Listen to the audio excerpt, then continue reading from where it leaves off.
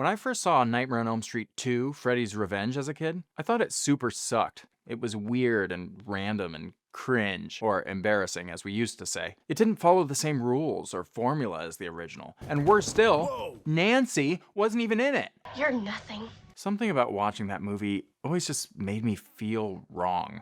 I always thought that the true sequel to A Nightmare on Elm Street was Dream Warriors. It was better to think of Freddy's Revenge as an aberration. Something to forget about and suppress. Something better left in the closet, so to speak.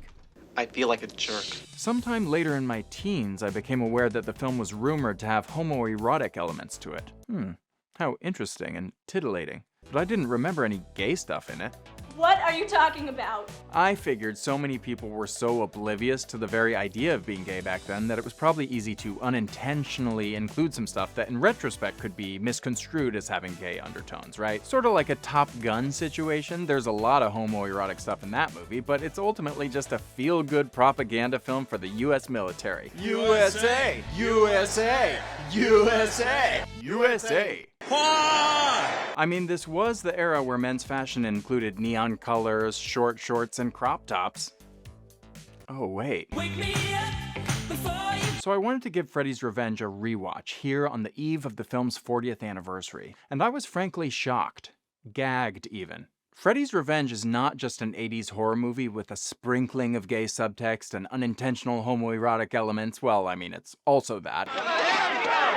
Freddy's Revenge is also a full-on gay movie. And not only that, I really like it. I think it's actually good, y'all. Freddy's Revenge is a good gay movie. And I don't care who knows it. Oh, that feels so good to say. Okay, I admit maybe it's not a bona fide masterpiece. You can't talk to me like that. But it's a lot better than its reputation would have you believe. And it's also a legitimate piece of queer cinema history, leaving a nuanced legacy full of lessons that are still relevant today. In fact, I would argue that to truly appreciate this film and understand its historic impact for queer people, you have to look at it in the context of the historical moment it was born in, and the treatment of queer people in the US throughout its history.